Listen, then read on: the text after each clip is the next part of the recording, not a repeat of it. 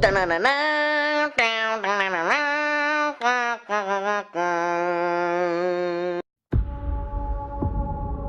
mummy has returned. You wish to see what I have seen? You will. When I kill you.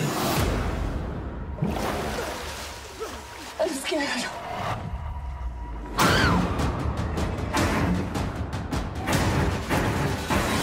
You saw that, right? You have no idea what you have unleashed.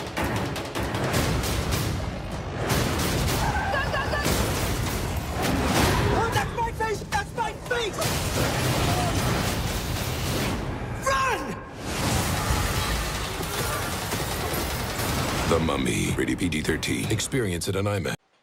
The Mummy was directed by Kurtzman and stars Tom Cruise, Annabelle, Wallis, Sofia, Boutella and Russell Crowe, and this is a reboot of the Mummy franchise and the start to Universal Studios' Dark Universe franchise, like copying Marvel again, another trying to do that but with its classic monsters like Dracula and all that.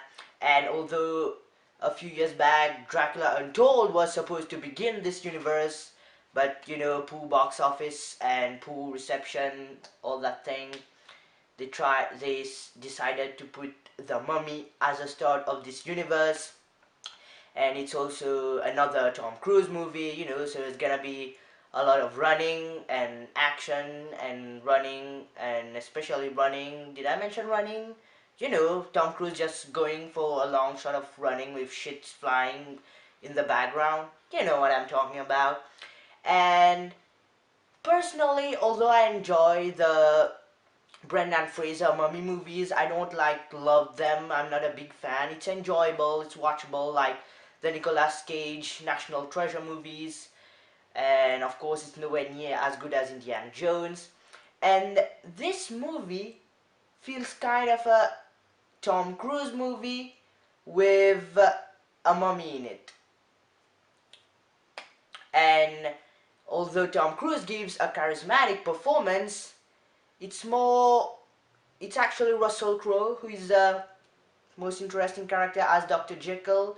And it's not a spoiler, he becomes Mr. Hyde, his alter ego, for like 15 seconds, something like that.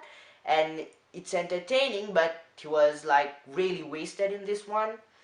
And if they are going forward with this Dark Universe thing, I hope to see him more in future installments.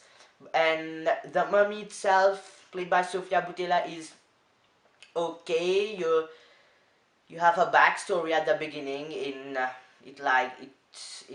They're telling you, and there's actually really a lot of exposition in this. I mean, it's like exposition action, and although the action is exciting, sometimes the CGI is not that good, and sometimes it's just shaky cam shit.